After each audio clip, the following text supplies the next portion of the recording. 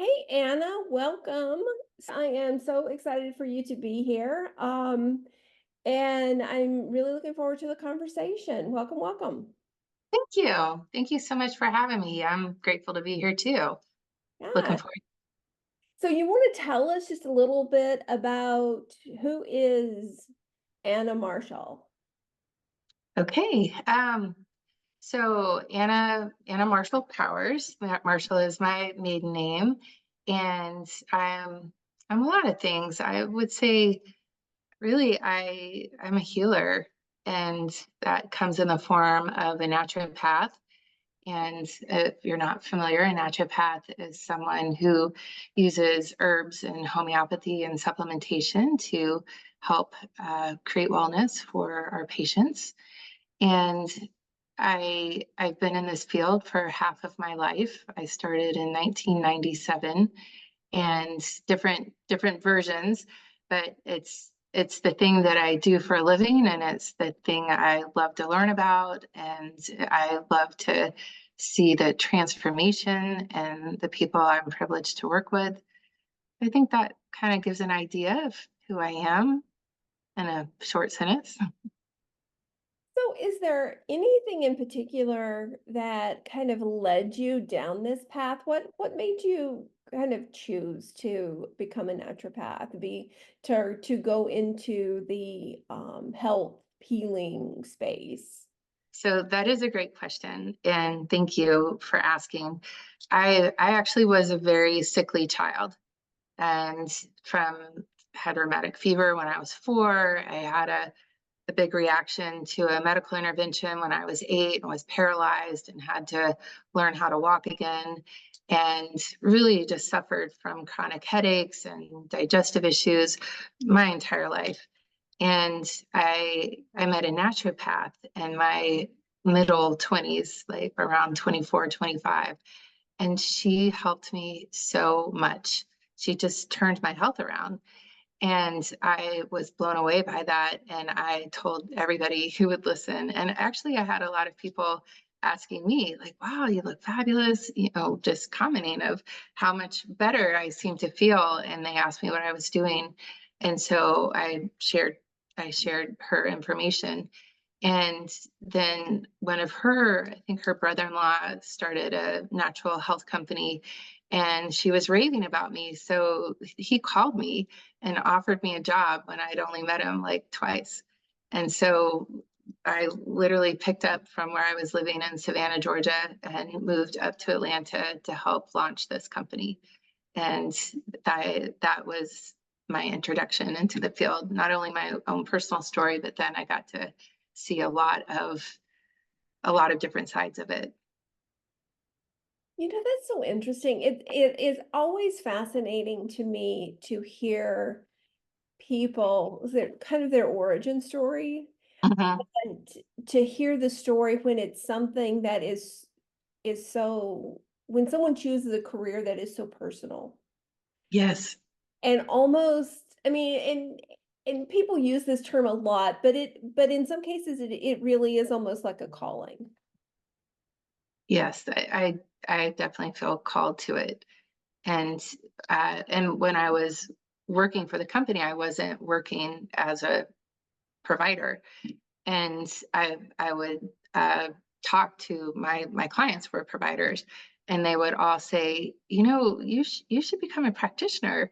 You're really good at this. And I was like, no, I'm good. I love the fact that if I help you, I get to help all the people that you help.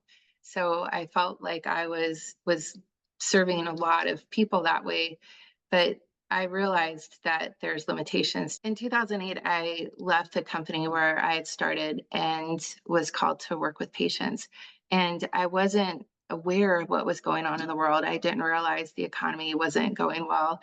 And I started my practice. I started working with people, and I doubled every year. I didn't even realize there was such a big deal going on until probably 2011, when I patients were starting to tell me about the housing market and things. So I was very blessed. And I feel like when we are doing what we're supposed to be doing, when we are called and we listen, it was a scary thing to leave my job that I loved of over 10 years, which at that time was probably almost a third of my life, to start something new. But this internal voice was telling me to do it, and it worked out. And I'm really grateful for that. You know, you said something just a minute ago about serving the, Mhm. the patients, and I don't think you were a practitioner at that time, but that was something that was very passionate to you. And I think that's something that when we talk about um being an influencer, and I don't mean the social media influencer, I mean like a true influencer of people, Mhm. or being a leader of people serving, I think is a big piece of that. Yes. And to be so passionate about something like that, and so passionate about being that servant Hmm. for the community, I think is an important part of being a leader, an influencer, someone who can help to. I mean, you're helping to. I'm speaking from personal experience. Going through health challenges myself. When you find that person that can help you through those, you're changing people's. I mean, you can change people's lives. Yeah. Yeah, I've had a number of patients tell me that, and it's such a privilege. I wish I could say that for everyone that I encounter, and I don't, but I am privileged to help a lot of people, and it fuels me, it keeps me going. It fuels the passion. Yeah. Yeah. So you've been a practitioner now for what, going on about 15 years now, if you started in 2008. Mhm. So what are the things that you have found have fueled you the most in doing this? Obviously you're still doing it, so there's something you're getting something out of it.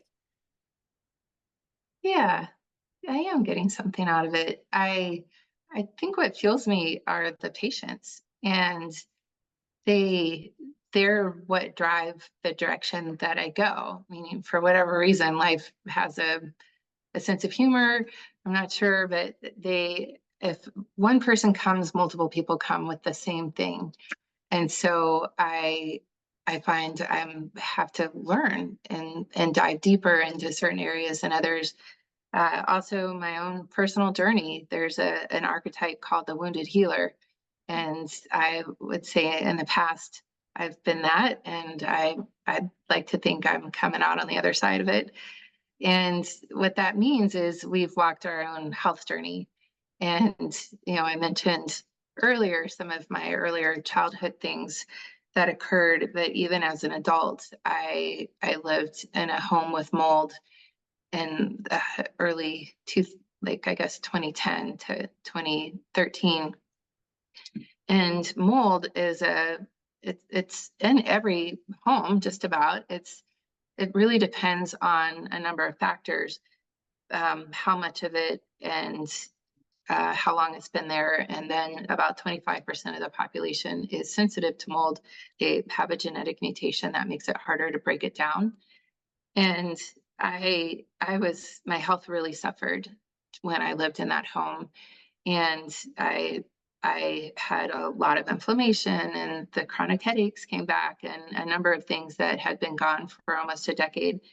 And so I had the opportunity to learn a lot about mold, and we moved out of that home, and I got better. And then my husband went through an illness, or I guess he had surgeries where he couldn't walk for, I guess, a total of 8 months. And during that time, I had my own practice. And so I was working and helping him and getting to him to where he needed to be. And that took a toll on my health. I was just working really long hours. And in 2016, I ended up diagnosed with Lyme disease. So I had another opportunity to learn a lot about something that I hadn't really focused on. So all of those experiences also shaped what I'm good at, because I've walked that path, and a number of people who have Lyme disease will find me because they've heard from a friend that I helped them. And a lot of times they've been through the traditional protocols and the antibiotics, and they're not better. And so I find that with adding homeopathics and supplements and some other therapies that we have at the clinic, that they're able to actually heal and restore their quality of life. That So that's pretty remarkable because I've known a handful of people that have suffered with Lyme disease, and it is a tough thing to deal with. yes, yes, it And a is. lot of times the treatments, they just it's very hard to find treatments that work for a lot of people. It's true. It's so true. And it's, for whatever reason, we're told that Lyme disease doesn't exist in Georgia. Um, that I live in Georgia and I had a positive Western blot test, and yet I don't know why that's said. I don't like, do the ticks turn around at the border? Like they're just not allowed in? Like I don't understand why that statement is made when I know there's been at least one Right. positive positive Western blot test, which is considered the normal. That's the traditional test. There's others out there that are more sensitive now. But yeah, it is a tough one. And my experience with that is I don't think I got bit by a tick at the exact moment that my husband was sick and I was taking care of him. I feel like I probably had already been bitten, and my immune system was taking care of it. And under the stress of the mold, and then under the stress of um, just running a business and taking care of someone that I love that wasn't feeling well, all of that probably suppressed my immune system, and so that bacteria was able to proliferate and create bigger health problems than it would have if I hadn't gone through those things. I can't prove that, but that's my theory, and part of it is because I see it all the time. So many people come to me and they'll say, I was fine until taking care of an aging parent. I was fine until I went through a divorce, fine until the car accident.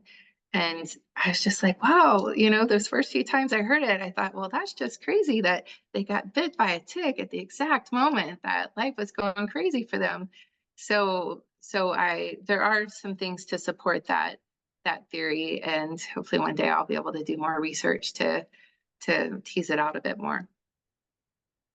Yeah, it is a tough one.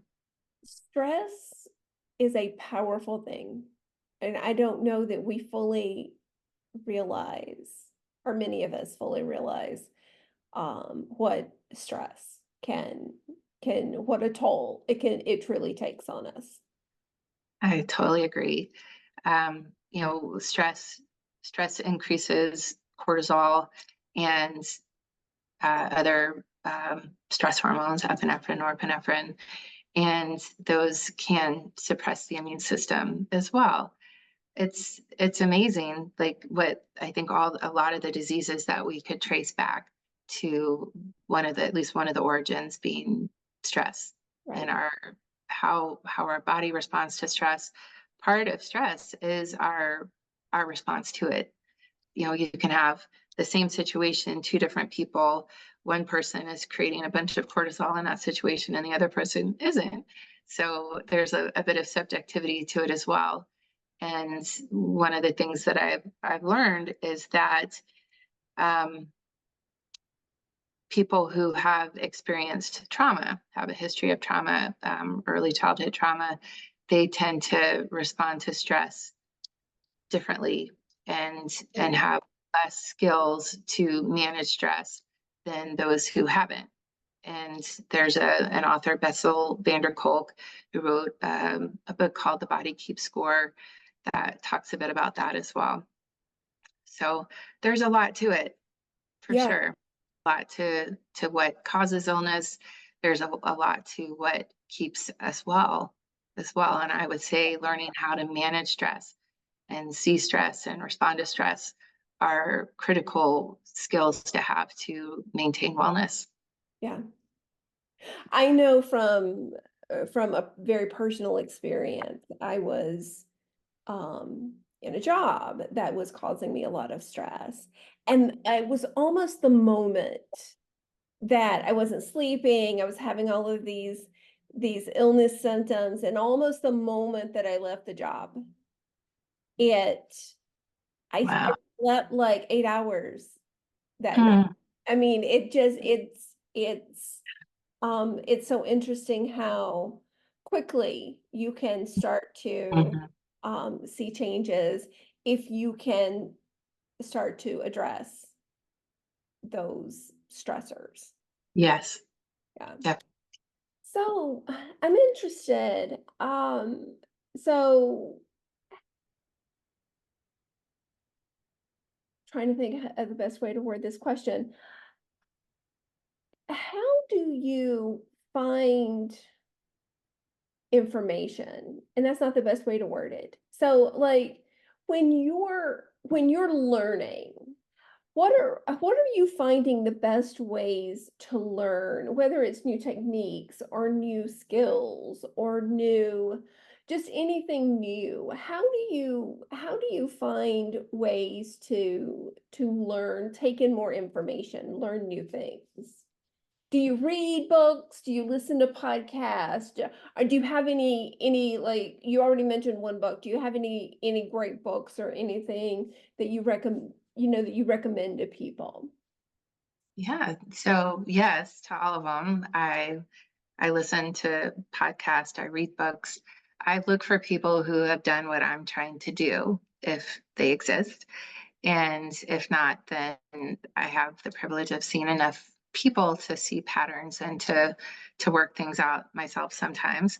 Um, so this field is there's a lot of continuing educations, um, workshops, weekends. So I average probably 10, 12 a year of either local things that are occurring in the Atlanta area or traveling. So when there's a particular topic that I'm looking to learn about, I put feelers out. There might be if I read a book, like I just recently read a book on oxalates, and that's something that I've known about for a long time, and yet there's more research coming to light about it. And so I read the book, and then somehow someone sent me a link to a workshop where the author of the book would be one of the presenters in a natural health symposium. Basically, there were going to be multiple presenters there. So I share that story because there were multiple factors involved. One is the patient brought me the book about oxalates because she had found that had helped her. And then a colleague had sent me the link to the workshop. So it's a community effort. And we all, I listen to my patients. They live in their bodies. They know themselves better than I will ever know them. And so when they find something that contributes to them, especially this particular patient who she said, Anna, you've helped me so much. And um, I still wasn't where I wanted to be. And this was what took me, to full wellness. And that meant a lot to me. So I learned more. And I would say that's the case about a number of the things that I have learned to help people with.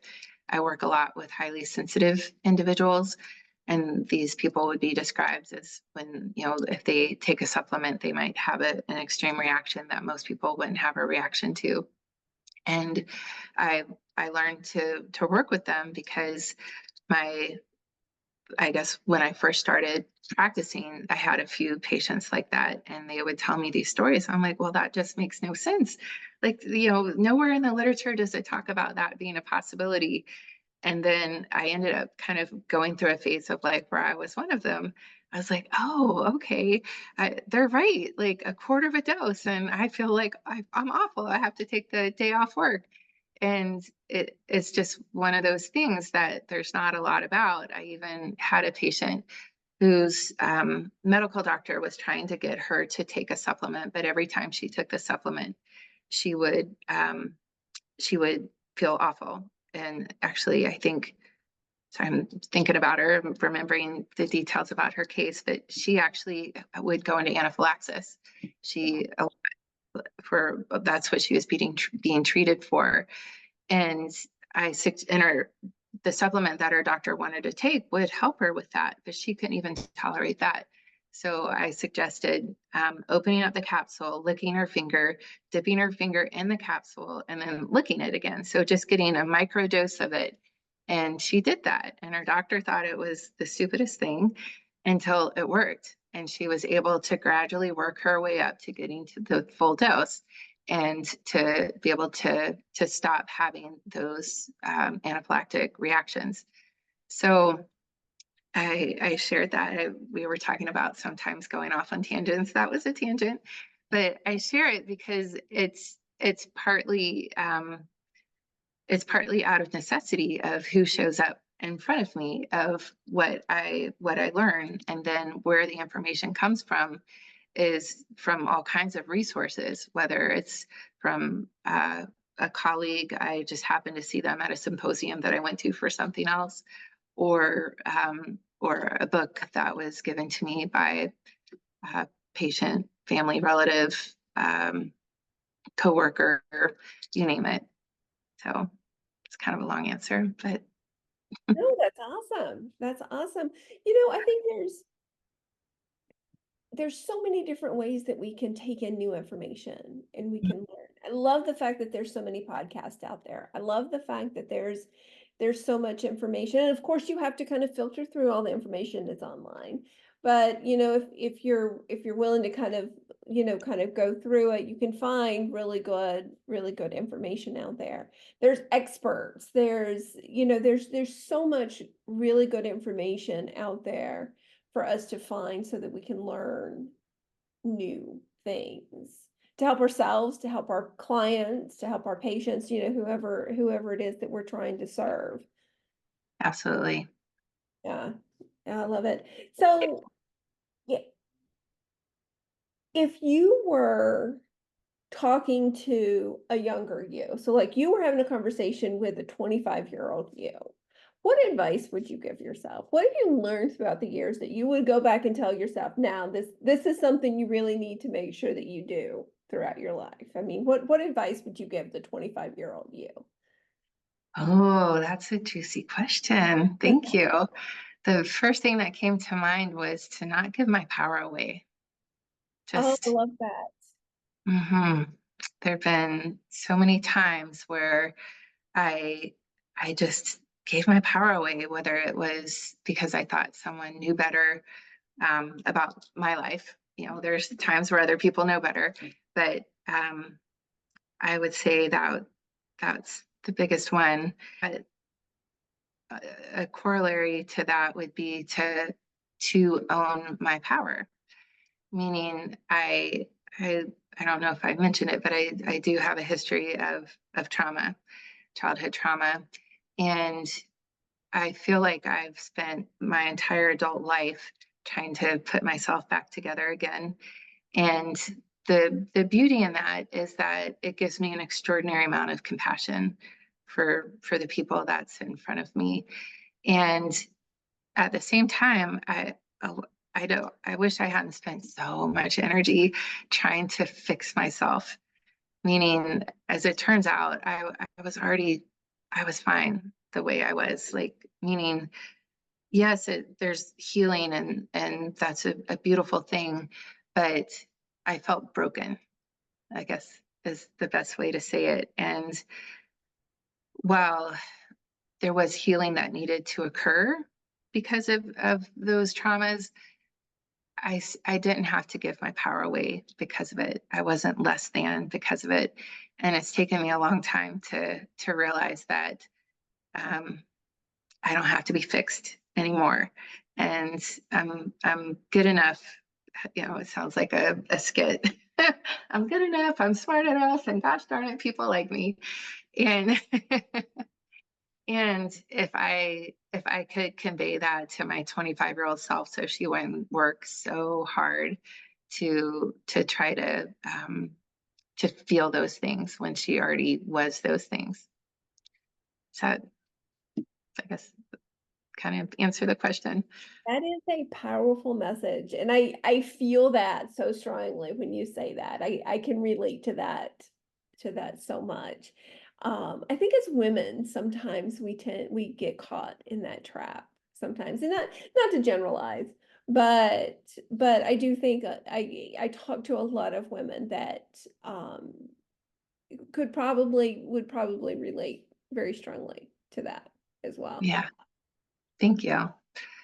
Yeah, I wish we could all learn that earlier. Yeah. Because I see it.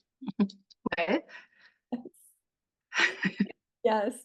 So as you have progressed throughout your career, what what skills, either soft skills, hard skills, what skills have you found have served you really well? What are the things that you've learned throughout your career that you've found are the things that you really are tied to, and they've really helped you to become successful in your career? I love your questions. Thank you. So I would say listening. Oh, yeah. Yeah, I it's imagine that's particularly important in your mhm, role because you really have to hear what people are, and sometimes they're not always saying everything that they need to say. exactly.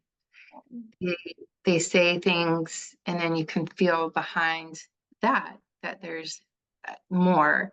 And just by being quiet and holding space for them to be able to what needs to emerge will emerge, what they need to say. And a lot of times people say, wow, I've never said that before, or I haven't thought about that. I didn't even specifically ask them about that thing. It came up from inside of them to share with me. And not only that, but sometimes just listening, I guess it's listening for at multiple levels, but sometimes listening for some of the coincidences that they'll say, like, well, I've been sick for 2 years. And then a few sentences later, they'll say, well, in 2022, which is 2 years ago, I was in a car accident or I went through a divorce. Like I start seeing the patterns. They haven't seen the patterns, or they'll say I moved houses. I moved into a different home.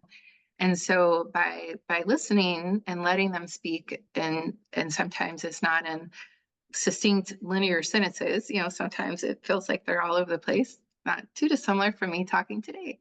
But if I give them the space, then I start seeing these patterns emerge out of what they're saying, and it's powerful.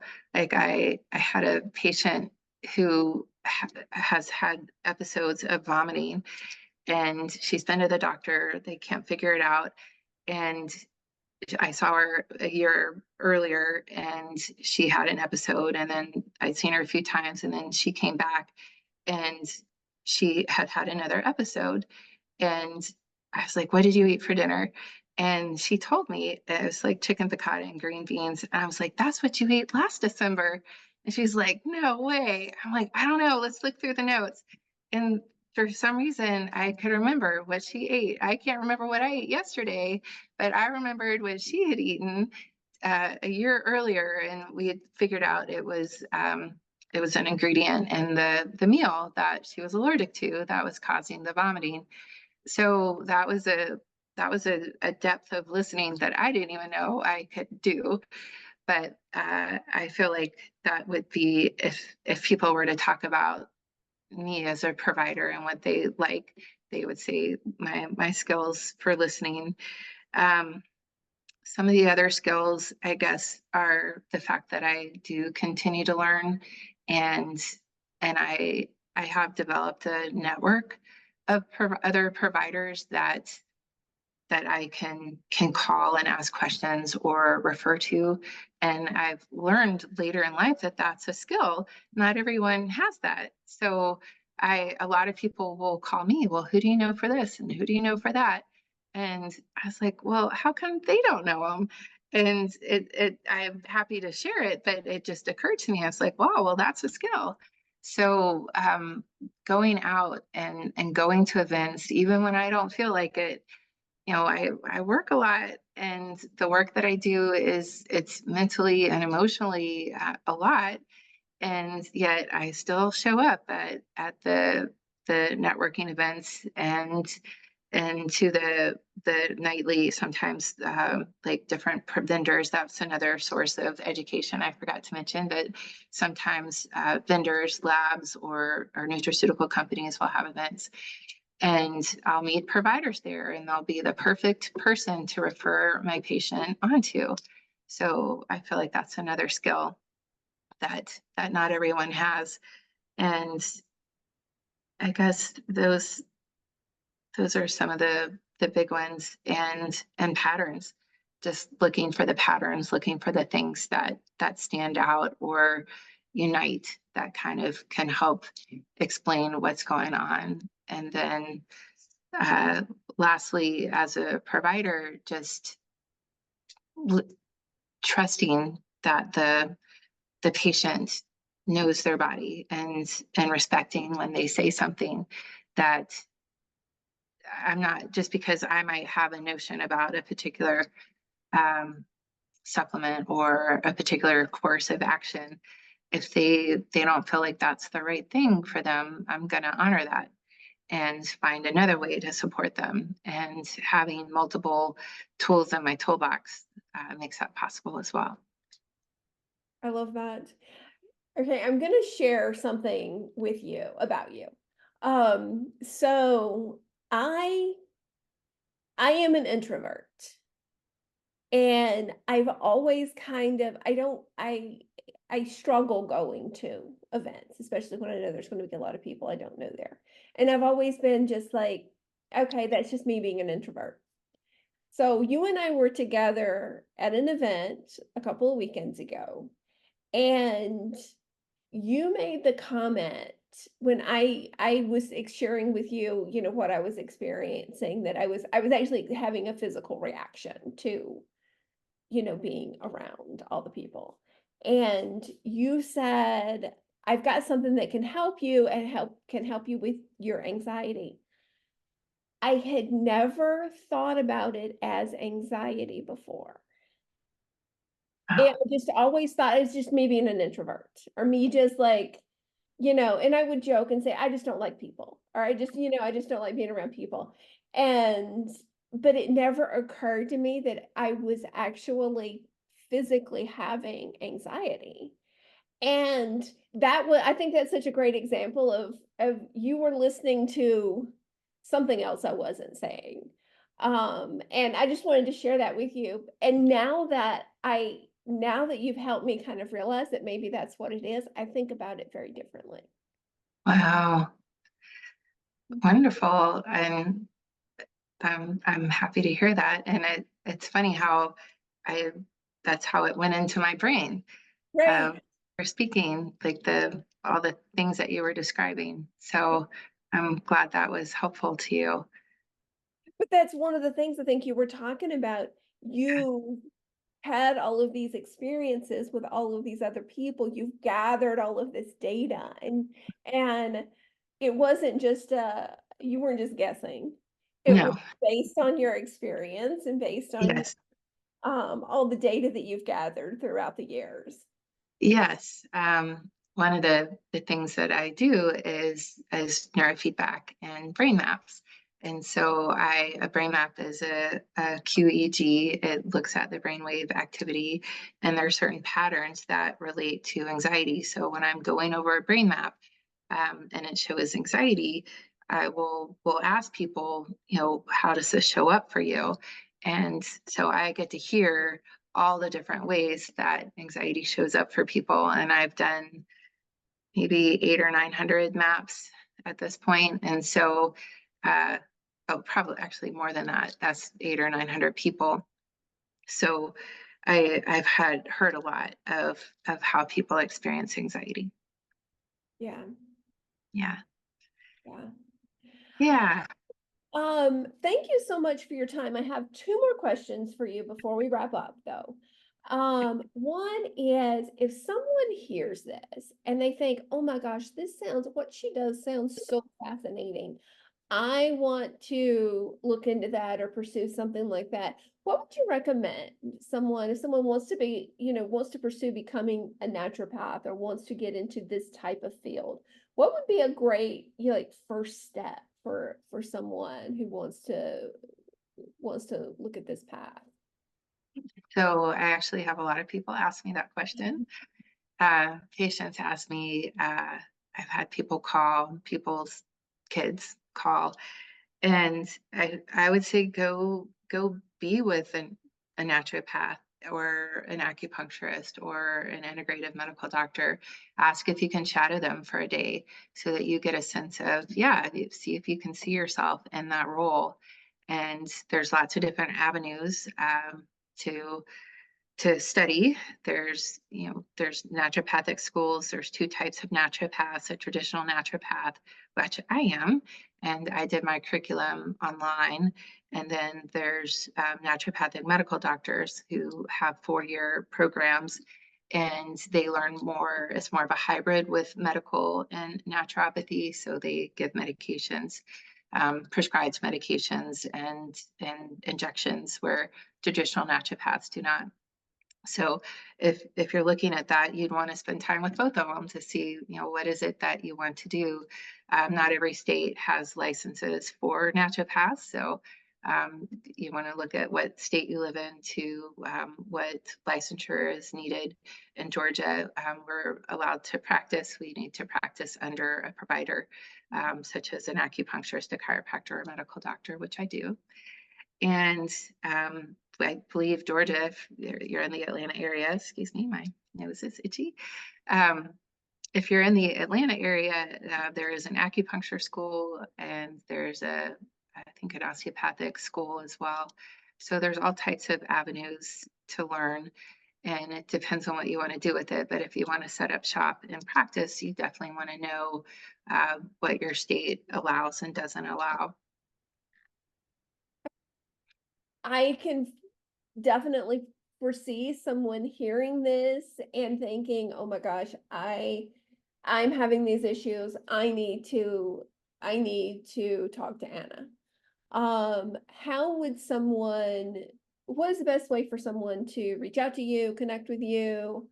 Um, is there a good way to connect? Yeah. So I work at two clinics, and because of that, I have my own website, annamarshallpowers.com. And there you can schedule a discovery session and we can talk about what it is you're looking for help with. And if we decide we want to work together, then I can point you in the direction of which clinic would be best to see you at.